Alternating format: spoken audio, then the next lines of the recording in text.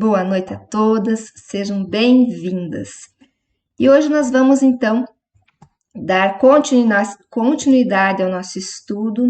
Nós estávamos falando no nosso último encontro a respeito da depressão. Nós vimos algumas causas da depressão e nós vimos também, hoje nós vamos falar a respeito de alguns problemas resolvendo alguns problemas da depressão, alguma direção que esse ensino vai nos levar. Então, deixa eu colocar aqui para vocês. Mesmo que nós vimos no último estudo que nós precisamos, em primeiro lugar, reconhecer que nós precisamos de ajuda. Que nós não podemos, uma pessoa não consegue ser ajudada se ela, em primeiro lugar, não reconhece que ela precisa dessa ajuda. E o fato de nós reconhecermos que nós precisamos dessa ajuda não significa que nós estamos falando algo para Deus que Ele já não saiba, né? Nós sabemos que o próprio Senhor Jesus, Ele já passou, né? Deus, através de Jesus, Ele passou por tudo isso. Todas as coisas que nós precisamos passar na nossa vida, tudo que nós já enfrentamos. E nós vimos que na palavra do Senhor diz lá no Getsemane, quando Jesus estava ali angustiado ali no jardim, ele fala que a sua alma estava angustiada até a morte. Então não há nada que eu vá passar, ou que você possa passar, que o Senhor não conheça e não tenha experimentado.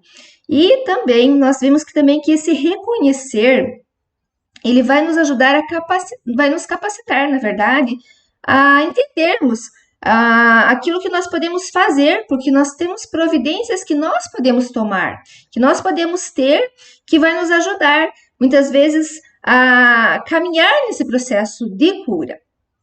Então, assim, nós vamos fazer hoje como se fosse, vamos dizer assim, um teste. Quem que gosta de teste? Nós vamos fazer isso, então, assim, como se fosse um teste, tá? Então, nós vamos fazer uma autoavaliação. Bem-vinda, Rosane, que Deus te abençoe.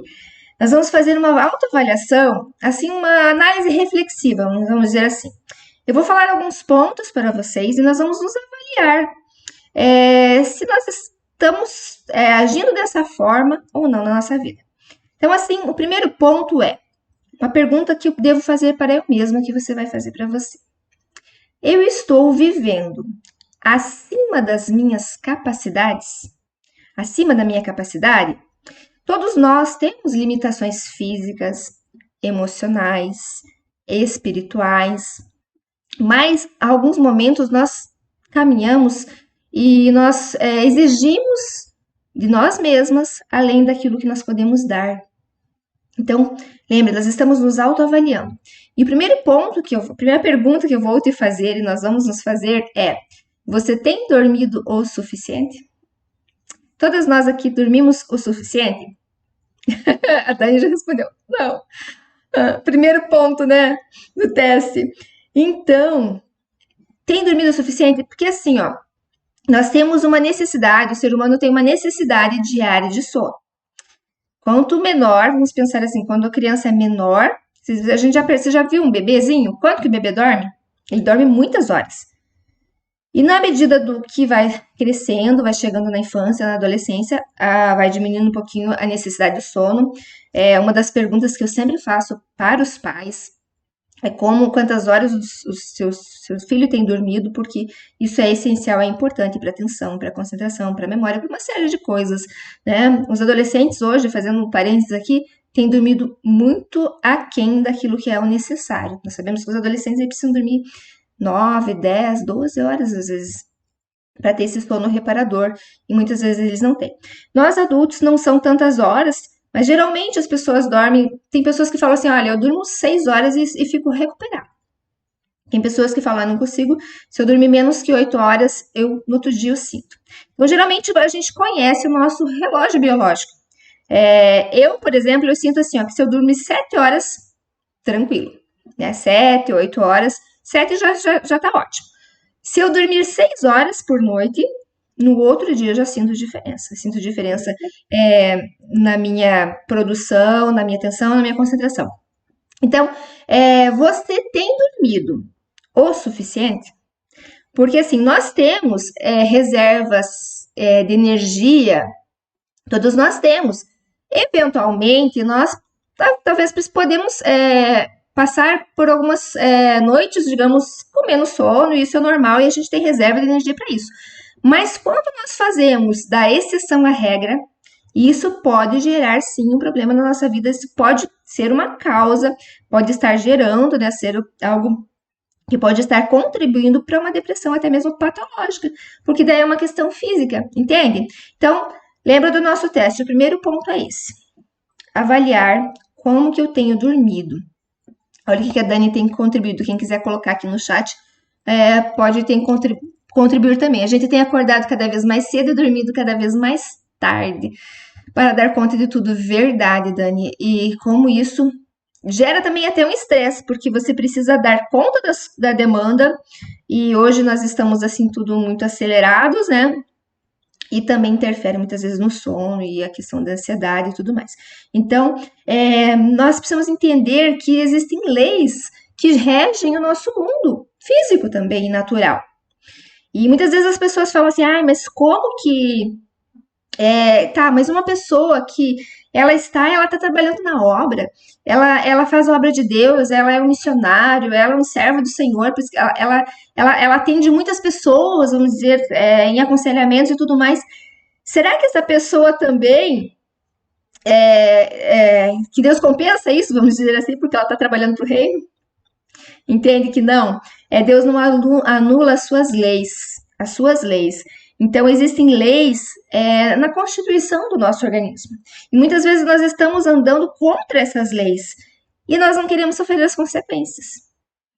E talvez uma coisa simples seja essa, que nós estamos falando aqui, nessa regulação da quantidade de horas de sono que nós precisamos ter. Então, primeiro ponto. Tá? Para quem entrou depois, nós estamos fazendo assim como se fosse um teste, assim, uma autoavaliação de algumas situações que podem estar contribuindo para que a gente tenha um estresse e uma depressão, ou algum momento aí nas nossas vidas, tá? Nesse sentido. Segunda questão. Que tipo de fardo você leva nos ombros? Muitas vezes nós carregamos alguns fardos que somos nós mesmos que colocamos. Nós falamos isso no decorrer também dessa série, desse estudo, que muitas vezes não são nem nossos, mas que nós vamos pegando, sabe? Tantas coisas, ou até justificamos, mas se eu não faço, ninguém faz. Quem já agiu dessa forma? Mas se eu não tomar as decisões, se eu não tomar a frente, as pessoas não fazem, não resolvem, tem que ser eu. E nós nos sobrecarregamos de fardos que nós não podemos carregar, de bagagens que não são nossas. A palavra do Senhor diz que nós devemos lançar sobre o Senhor todas as nossas ansiedades, todas as nossas preocupações. A palavra de Deus diz que nós não devemos andar ansiosos por coisa alguma. Então, muitas vezes nós estamos também sobrecarregadas por causa dos fardos, por causa das preocupações. E muitas vezes nós mesmos que vamos pegando para nós, vamos dizer assim, né? Terceiro ponto.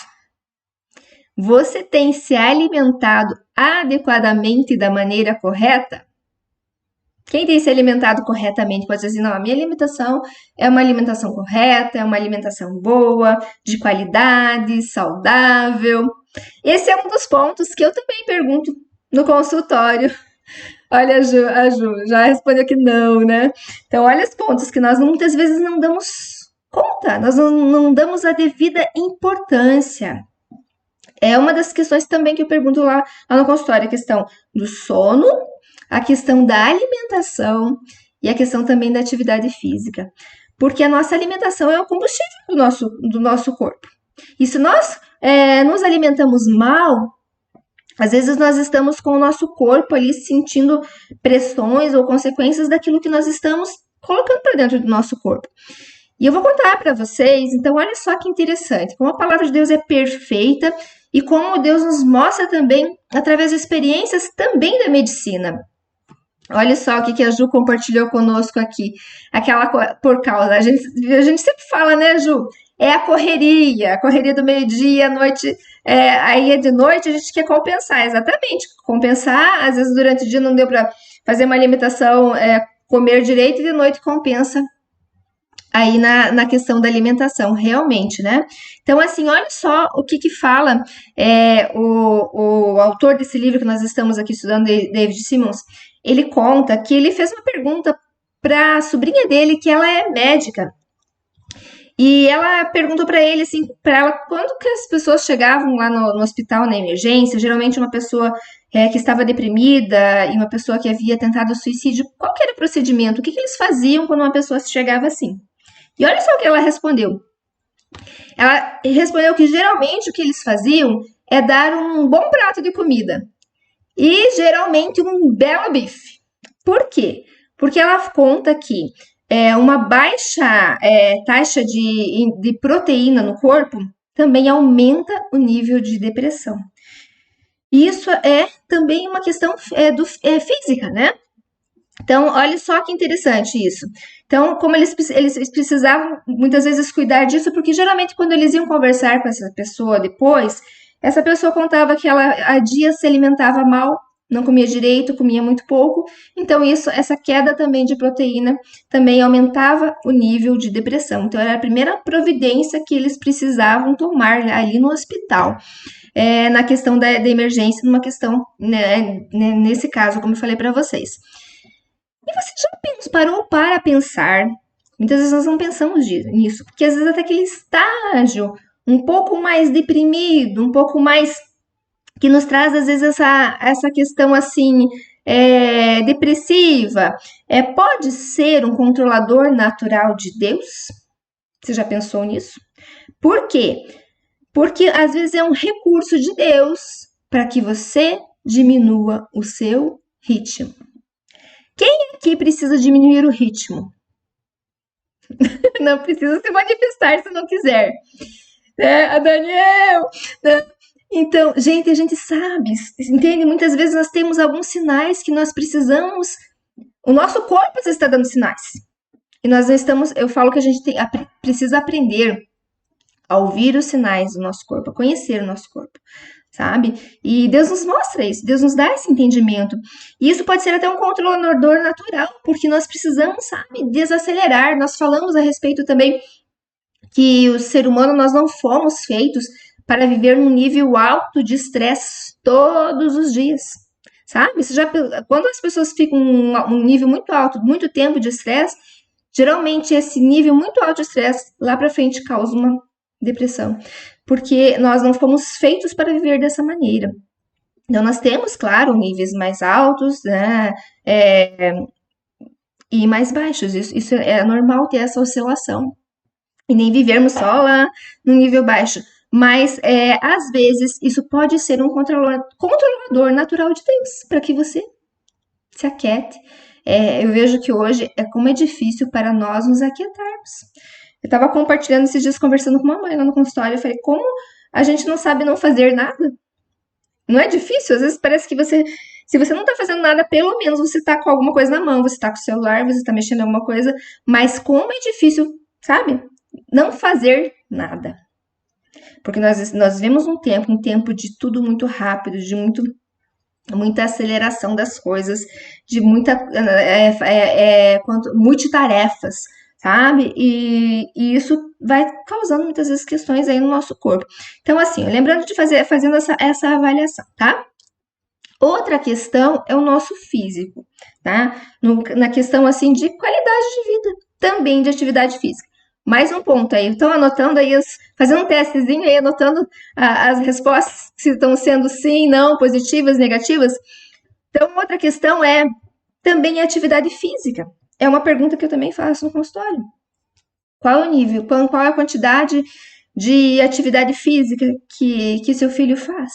Nós sabemos como é necessário para todo ser humano, ainda mais hoje, num tempo que nós temos tudo muito à mão.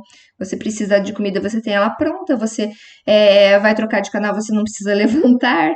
Então, é tudo muito, cada vez menos as crianças, os jovens, as pessoas estão se movimentando. Então, nós precisamos também, isso é necessário. Eu falo que nós precisamos exercitar o nosso cérebro e nós precisamos exercitar, né, o nosso espírito, que nós também estamos aqui trabalhando, buscar nesse dia a dia, na oração, no conversar com Deus, mas também nós precisamos exercitar o nosso corpo. Então, é necessário que a gente busque também essa qualidade de vida, tá? E outra questão é as nossas reações. Então, nós podemos também observar se nós estamos apresentando alguns desses sintomas conforme as reações que nós temos. Às vezes, acontece até coisas menos importantes, mas nós temos reações. Lembra que nós já falamos aqui a respeito dos gatilhos? Um gatilho geralmente é uma reação que eu tenho, que geralmente ela é incoerente em relação ao ocorrido. Vamos dizer assim, ela é muito, muito forte em relação a uma coisa pequena. Assim, nossa, eu falei só uma coisa tão boba e você reagiu dessa forma. Mas nós vemos que muitas vezes são gatilhos que trazem lá no nosso interior traumas ou situações que nós já vivenciamos e que trazem isso à tona. Mas nós podemos ter reações também, reações que são emocionais na nossa vida. Então pense assim, quando aconteceu algo, digamos que foi um golpe na tua vida, no teu ego, alguém que te decepcionou, alguém que te frustrou, alguma situação que você passou. Então, talvez você tenha se engajado em algo na tua vida, vamos dizer assim, que se esforçou o máximo e você chegou lá num 8, 9, mas a tua expectativa era 10 e você está frustrado por causa disso. Alguma experiência que você possa ter passado, vamos dizer, lá no seu passado, que foi desagradável. Quantos de nós não temos experiências assim que foram desagradáveis, experiências traumáticas, seja às vezes uma experiência muito dolorida, uma separação, uma morte, alguma experiência traumática que tenha causado, né, essa questão, uma separação, um relacionamento que foi rompido e a forma talvez com que esse relacionamento foi rompido. Quando uma pessoa precisa, muitas vezes, mudar de cidade, mudar de emprego, mudar de um lar, de um lugar que essa pessoa estava segura, confortável, ela precisa sair daquela zona, talvez, de conforto. Isso pode gerar um estresse, isso pode gerar, né, uma questão, assim, no interior nessa pessoa, né, uma questão de sintomas que nós estamos falando aqui de depressão. Mas, às vezes, nós podemos estar sofrendo algum golpe que é incomum em relação àquilo que nós estamos sofrendo, tá? Então, vamos dizer assim, eu falo assim que nós falamos isso na outra semana também, que nem sempre, quando uma pessoa ela está passando por esses sintomas aí, nem sempre é porque ela teve alguma derrota na vida. Muitas vezes isso é totalmente pode acontecer totalmente o contrário. Ela teve uma grande batalha, ela venceu algo muito, vamos dizer assim, difícil. Vamos dizer assim, ela venceu um batalhão, um tanque de guerra, ela venceu muito. E depois disso, então ela sofreu o quê? Um desgaste. Porque quando nós temos, você já consegue lembrar de alguma situação na tua vida que você passou, assim, por um estresse muito grande, uma luta muito grande que você enfrentou e que você venceu.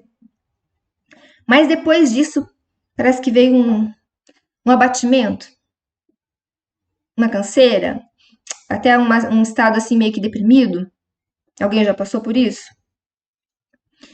Nós vemos na palavra de Deus o profeta Elias. Olha só, a Neninha compartilhou aqui que ela já passou, a Dani já passou. Quantos de nós já passaram?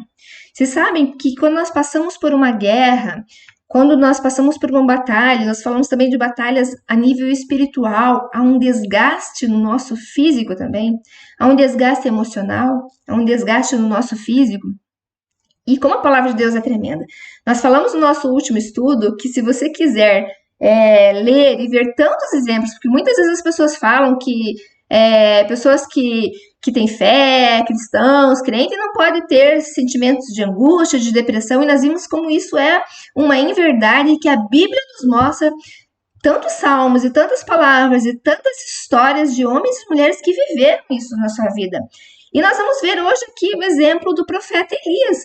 Então, o profeta Elias, ele venceu uma grande batalha. Ele foi confrontar ali Jezabel E ele venceu ali 700 profetas que serviam a Baal. Então ele passou por um processo depressivo, vamos dizer, depois de ter vencido. E isso muitas vezes acontece. E muitas vezes o inimigo sabe. Ele sabe a hora certa e a seta, o dardo inflamado que ele pode enviar. E foi isso que ele fez, que ela fez, né? Que o inimigo fez através de Jezabel na vida de Elias. Olha só o que ela falou para ele. Ele havia desafiado ali os 700 profetas, os 400 profetas de Baal, desculpa, e ele havia vencido. E olha só o que ela falou. Então Jezabel mandou um mensageiro a Elias a dizer-lhe: assim me façam os deuses e outro tanto, se de certo amanhã, a estas horas, eu não puser a tua vida como a de um deles. Então ela fez aqui uma ameaça a Elias. Ela diz assim, como se diga para ele que eu vou infernizar a vida dele, vamos dizer, em outras palavras, parafraseando, até que ele morra, até que eu alcance a vida dele e que ele morra. Então ela fez uma declaração. E o que aconteceu depois disso? Então muitas vezes nós somos atingidos. Ele venceu uma batalha enorme. Agora vamos dizer assim, uma palavra, né? Algo assim que parece tão pequeno, foi algo que atingiu ali a alma de Elias, e ele quis ali fugir, ele quis morrer. Ele se achava esgotado. Ele havia passado horas ali de oração, horas de luta, horas de batalha espiritual. E eu quero ler para vocês, depois vocês podem meditar em casa, né? Em outros momentos. Olha só o que Elias fez, né?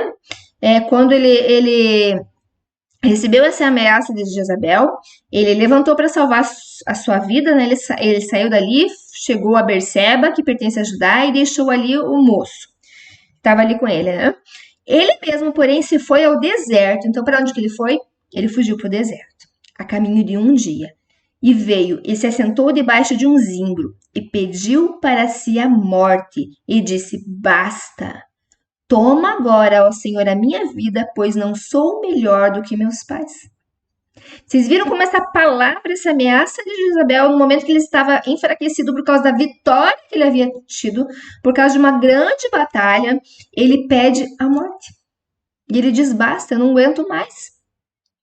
Então, olha só, a palavra diz aqui que ele dormiu debaixo do zimbro, e eis o que aconteceu. Então, olha só como é tremendo, porque eu contei para vocês a história de uma verdadeira, né, essa médica que trabalhava ali no local de emergência no hospital, e o que eles faziam, em primeiro lugar, para aqueles que chegavam ali deprimidos e que haviam tentado suicídio. E sabe o que Deus fez para Elias? Qual foi a primeira providência? Deus enviou um anjo para levar alimento para Elias. Olha só que tremendo. Então, olha só.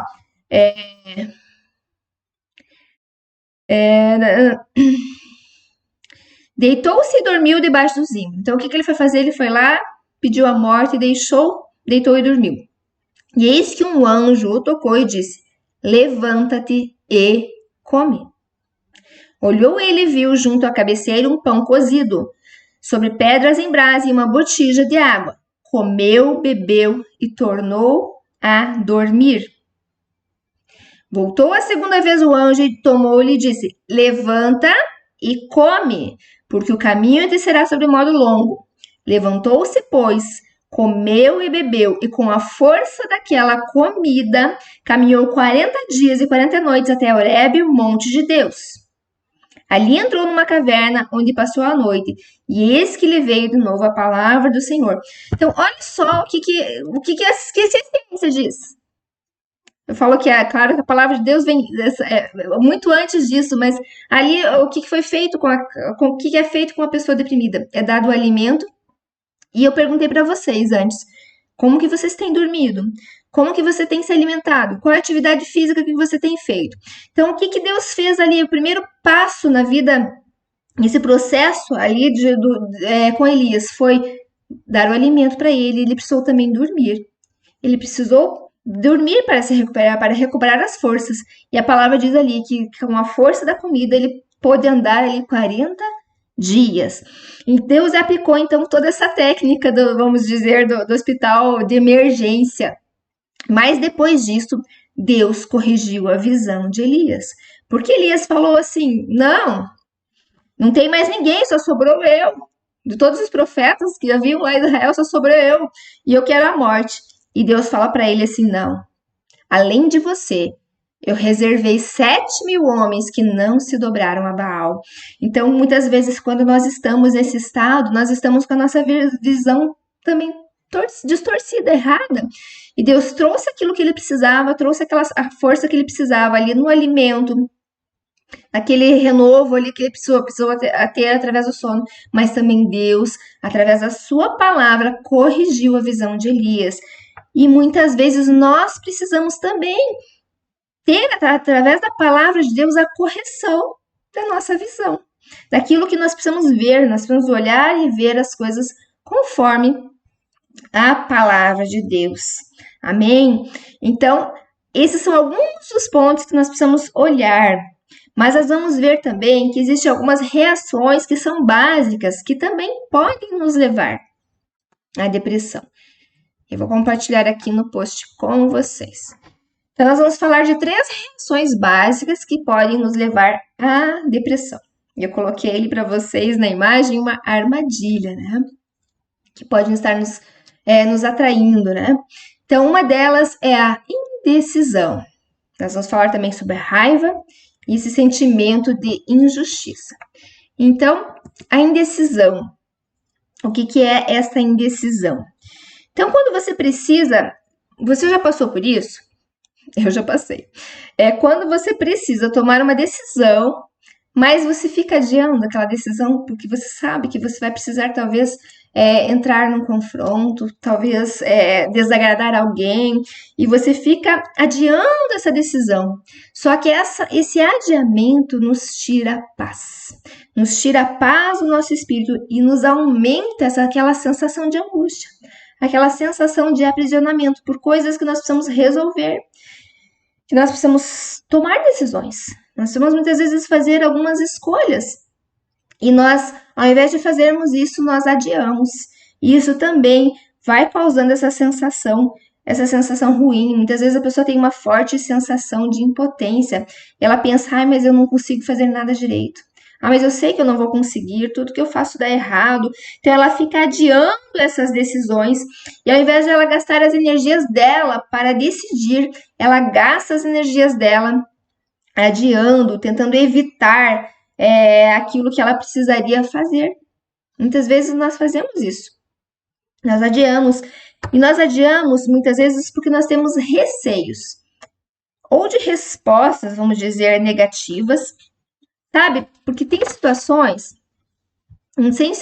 que nós sabemos que nós precisamos resolver, que nós sabemos que isso vai causar, talvez, uma sensação, algo desagradável para o outro, talvez alguém possa se sentir magoado, entristecido, e por causa das respostas ou daquilo que eu possa receber de uma forma talvez negativa do outro, eu adio aquilo que é necessário, aquilo que eu preciso fazer. Ou não é o medo da resposta negativa, mas até mesmo talvez a resposta positiva. Porque se eu tomo essa decisão, eu preciso arcar com responsabilidades, eu preciso arcar com riscos que eu preciso correr, então eu adio. Sabe? Eu adio. A gente ouve hoje muito falar a respeito da procrastinação. A procrastinação é a respeito de coisas que eu preciso fazer e que eu não faço e fico deixando para amanhã e para depois. Mas nós estamos falando aqui também, às vezes, de escolhas, de decisões que nós precisamos fazer. Tem coisas que é você que vai escolher, o outro não vai escolher por você, e nós ficamos, às vezes, adiando por causa daquilo que nós vamos precisar enfrentar. Mas sempre enfrentar vai ser melhor, porque esse sentimento que gera tira a tua paz de espírito. Então, nós vemos isso como uma armadilha, como um sinal que nós precisamos de uma reação que nós precisamos ter. Então, assim, tomar decisões. E outra questão é a raiva.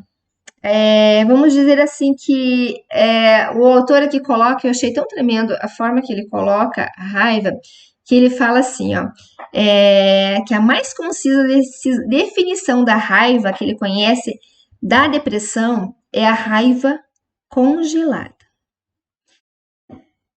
Provavelmente, geralmente, nós tem alguma raiva, digamos, algo lá no interior que não foi resolvido, algo que foi reprimido, algo que não foi ainda exteriorizado. Nós falamos no decorrer dessa série como que é importante compartilhar e como que é importante muitas vezes a pessoa o que ela faz geralmente quando ela vai no psicólogo? Ela precisa falar. Ela precisa falar da sua dor, ela precisa falar da sua angústia, ela precisa externar. E isso é curador, isso é terapêutico. E quando existe uma raiva reprimida, algo que não foi resolvido, que o autor aqui fala de uma raiva congelada, isso pode desencadear, sim, né, uma questão aí depressiva. E outra questão é a injustiça. Existe um ponto, uma questão assim, daquele sentimento, vamos dizer, que a pessoa tem de injustiça, que é bom, tá? Eu gosto do termo que diz uma indignação.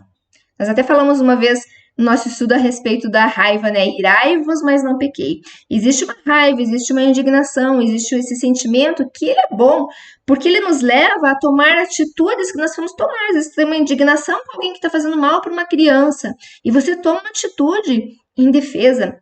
Então, esse sentimento de injustiça, ele é bom e você vê num sentido, assim, claro, com equilíbrio, reformadores, homens e mulheres que fizeram a diferença na história porque eles tiveram esse sentimento de injustiça e eles quiseram fazer algo para trazer a justiça, né? Isso muitas vezes, isso quando vem dirigido por Deus, né? Isso é maravilhoso e é tremendo.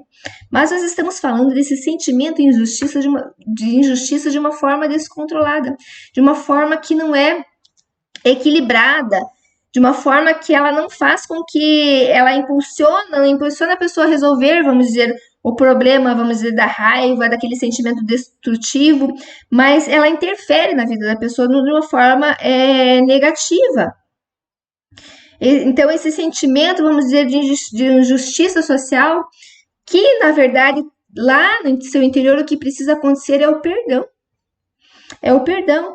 E uma das coisas que nós precisamos, porque todos nós nós falamos, nossa, como nós falamos aqui no decorrer do nosso estudo, a respeito de traumas, a respeito de impressões que nós vamos recebendo, da imagem própria, do nosso espelho, que vai sendo distorcido da nossa autoimagem, muitas vezes lá da nossa infância. Então, todos nós temos, e Deus vai trazendo isso à luz, para que haja realmente perdão e que tudo isso venha trazer cura nas nossas vidas.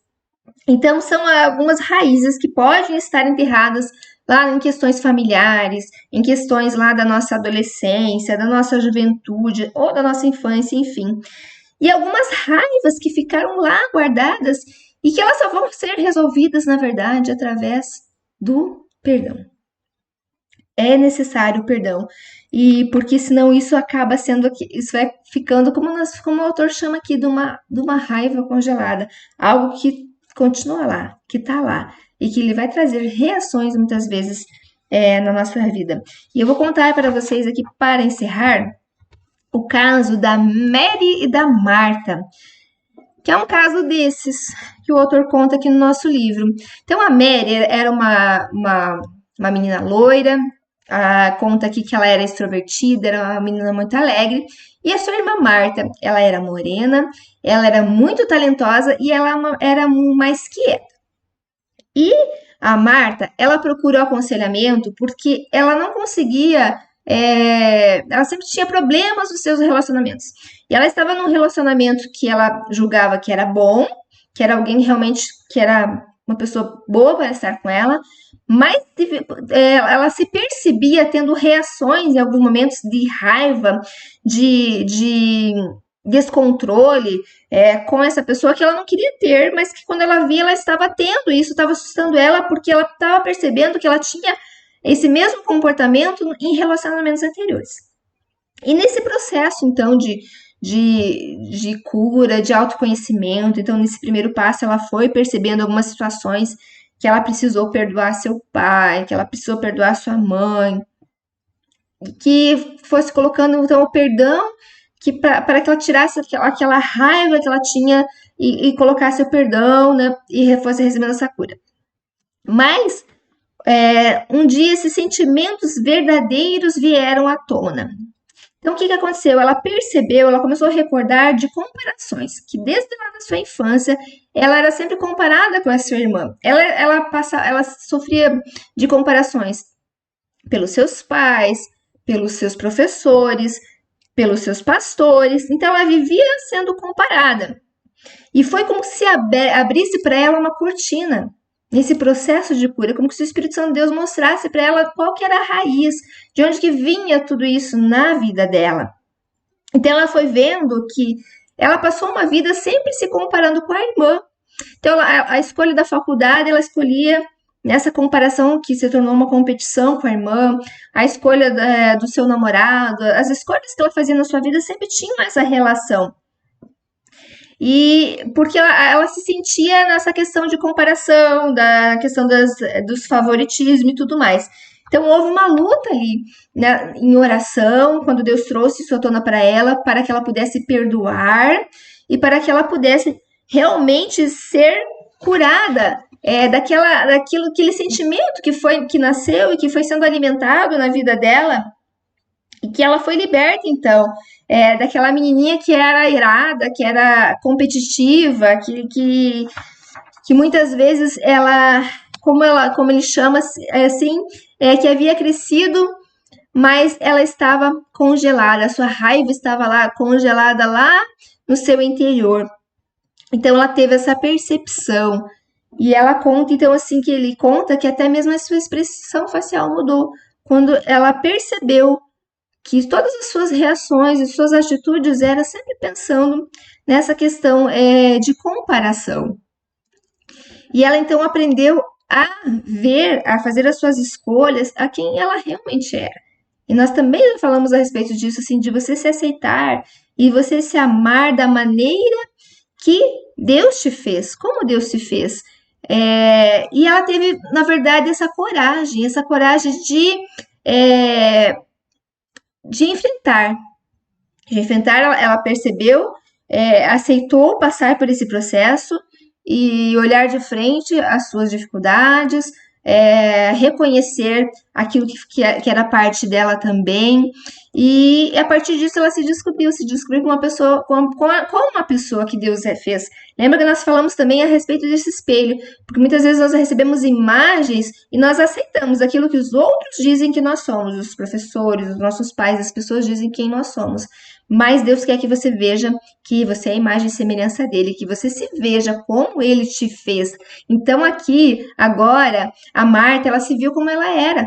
E não se via mais a imagem da irmã, como ela vivia tentando ser e se comparando com ela, mas ela viu realmente a Marta e ela passou a se amar da maneira que ela era, as suas escolhas e tudo mais. Isso mudou totalmente a sua vida. E a minha pergunta é para você, e eu falo aqui para vocês, mas quando eu tô aqui passando esse ensino para vocês, eu também estou recebendo, né? Você está guardando alguma raiva congelada em sua vida? Deixa o Espírito Santo ministrar no teu coração. Se existe algo que você passou lá atrás, seja na sua infância, seja na sua adolescência, seja aí na sua vida já adulta, mas que ficou congelado lá, que você não exteriorizou, que você não perdoou, que você não lidou com isso, mas que precisa ser lidado, que nós precisamos entregar realmente para Deus, deixar que Deus, como ali a Marta deixou, que o Espírito Santo de Deus iluminasse isso na sua alma e descortinasse, trouxesse mesmo a cura. Às vezes nós precisamos perdoar o nosso cônjuge por erros passados, precisamos ser perdoadas ou nos perdoar. E muitas vezes, tantos problemas que as pessoas passam no casamento, e nós aqui muitas vezes podemos avaliar isso também nas nossas vidas, porque nós pensamos que as pessoas não têm o direito de fazer isso conosco, de nos sentir assim, por que eu tenho que me sentir dessa forma? Então, há situações que muitas vezes nós precisamos tratar, ou de pessoas que foram autoridades nas nossas vidas, talvez não um esposo, talvez não um pai, às vezes um professor, às vezes um patrão. E olha só o que Paulo nos ensina quando ele faz a sua carta. Ele escreve uma carta para a igreja de Roma. E olha o que ele nos ensina a respeito disso, a respeito desses sentimentos de justiça que nós muitas vezes temos, né? Não vos vingueis a vós mesmos, amados, mas dai lugar à ira, porque está escrito: minha é a vingança, eu recompensarei, diz o Senhor. Portanto, se o teu inimigo tiver fome, dá-lhe de comer. Se tiver sede, dá-lhe de beber, porque fazendo isso amontoarás brasas de fogo sobre a sua cabeça. Não te deixes vencer o mal do mal, mas vence o mal com o bem. Amém. Então, essa palavra aqui que ensino, né, a respeito da questão das injustiças, porque nós vamos sofrer, nós sofremos injustiças, nós muitas vezes causamos também, às vezes mesmo sem saber nós causamos, mas a palavra de Deus entregue para mim. Deus é nosso justo juiz, e nós temos que vencer. A palavra de Deus diz o mal com o bem. Então, tem assuntos que nós precisamos deixar com o Senhor, né, entregar realmente, mas entregar de verdade nas mãos dele, que ele realmente, ele está cuidando de todas as coisas, e ele vê todas as coisas, ele vê tudo aquilo que nós passamos também. E a palavra do Senhor diz que nós temos que ter essa postura. E essa postura também fala de algo que é tão importante, que muitas vezes essa é uma das causas que são tão importantes, que é a questão do perdão. E muitas vezes esse perdão não quer dizer sempre que é para o outro. Alguns momentos é. Pode ser que seja. Pode ser que Deus esteja falando aqui que é alguém que você precisa perdoar.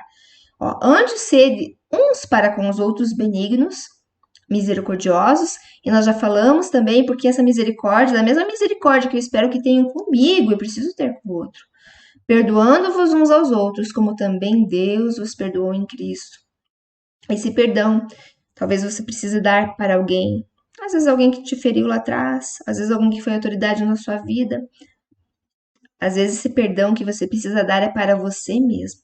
Muitas vezes nós falamos também sobre a culpa, como nós falamos a questão da culpa, como o inimigo trabalha na culpa. Deus não quer que você viva debaixo de culpa, mas que você perdoe, que você receba o perdão e que você se perdoe, porque às vezes o nosso maior inimigo somos nós mesmos, porque nós não nos perdoamos.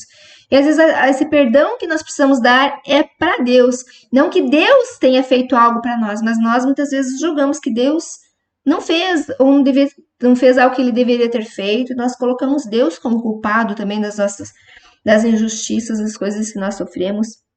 E nós precisamos nos perdoar, entender que não que Deus está no controle das nossas vidas, e entregar essa justiça realmente, verdadeiramente nas mãos do Senhor. Entender que dele é a justiça, dele tem todas as coisas estão nas suas mãos e dele tem o controle de todas as coisas. Então, esse é o nosso estudo dessa noite. Que o Espírito Santo de Deus continue, que você possa ouvir novamente e passar, como nós passamos aqui, por cada etapa, como se fazendo um teste, uma análise, uma autoavaliação, uma análise reflexiva, e deixar que o Espírito Santo de Deus descortine, traga a luz e traga toda essa cura que nós precisamos, perdoe quem precisa ser perdoado, também se perdoe e receba mesmo essa cura. No nosso próximo estudo, nós estaremos falando de algumas sugestões muito práticas a respeito da solução desses problemas. E espero que você esteja conosco também aqui, que nós estamos dando mais um passo aí, entrando no final desse processo, dessa caminhada de cura para todos os nossos traumas emocionais. Deus abençoe vocês, em nome de Jesus.